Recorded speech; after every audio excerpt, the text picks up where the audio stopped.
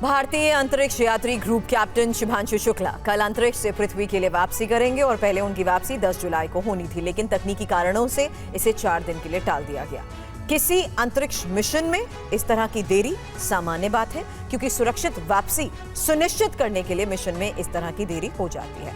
अंतरिक्ष में जाना कितना रोमांचक है, वहां से वापसी उतनी ही चुनौतीपूर्ण है। हमारी अब जो रिपोर्ट आपके सामने होगी उसमें आपको बताएंगे अंतरिक्ष से शुभांशु की वापसी में देरी क्यों हुई और वहां लौटते वक्त मिशन को किन किन चुनौतियों का सामना भी करना पड़ेगा।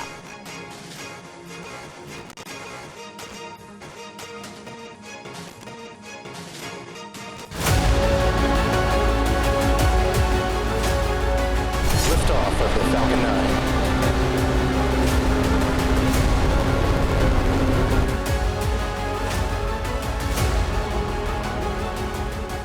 आज का भारत स्पेस से महत्वाकांक्षी दिखता है। आज का भारत लीडर दिखता है।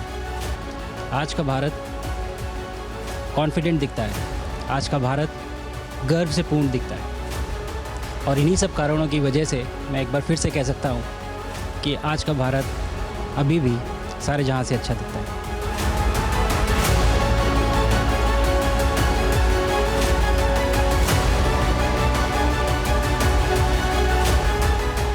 25 जून को जब शुभांशु शुक्ला स्पेसएक्स के फाल्कन 9 रॉकेट पर सवार होकर आसमान की ओर बढ़े तो करोड़ों लोगों ने पहली बार अंतरिक्ष को इतने करीब से महसूस किया। वो पल इतिहास बना जब भारत का बेटा अंतरिक्ष की सरहद लांघ गया। अब इंटरनेशनल स्पेस स्टेशन से शुभांशु की धरती पर वापसी का वक्त नजदीक है।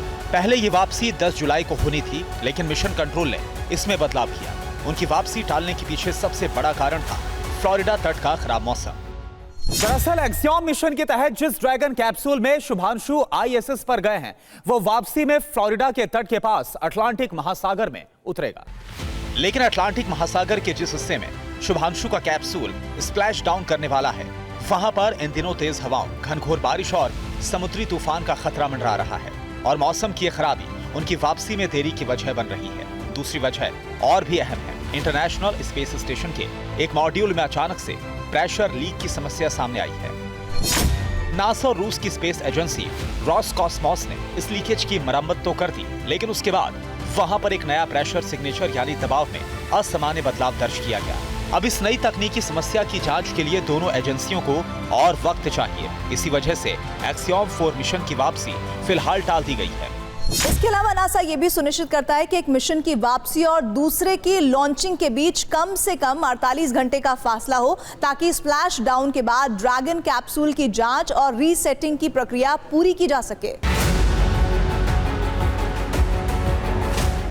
साथ ही सभी एस्ट्रोनॉट्स की सुरक्षित वापसी के लिए हर एक प्रक्रिया का सख्ती के साथ पालन जरूरी होता है, क्योंकि अंतरिक्ष से लौटना वहां जाने से कहीं ज्यादा जोखिम भरा होता है।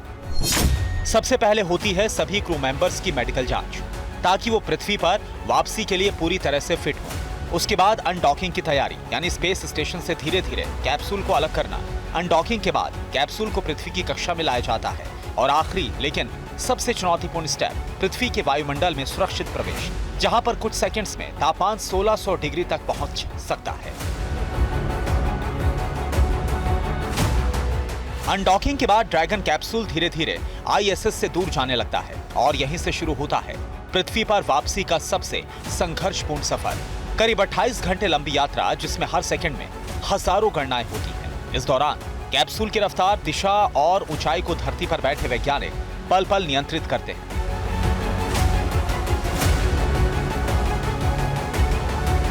जैसे ही ड्रैगन कैप्सूल पृथ्वी के वायुमंडल में प्रवेश करता है, उसकी रफ्तार होती है 28,000 किलोमीटर प्रति घंटा। और यही वो वक्त होता है जब पूरी टीम की धड़कनें थम सी जाती हैं। कैप्सूल की बाहरी परत पर लगी हीट शील्ड तब करीब 2000 डिग्री सेल्सियस का तापमान सहन करती है।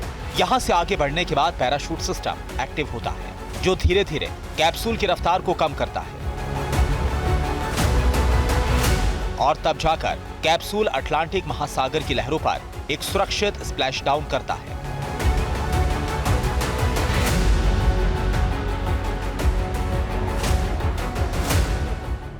शुभांशु शुक्ला भी अपने ऐतिहासिक मिशन को पूरा करके अपने तमाम वैज्ञानिक प्रयोगों, अनुभव और अंतरिक्ष की अनगिनत यादों के साथ इसी रास्ते से पृथ्वी पर लौटने वाले हैं।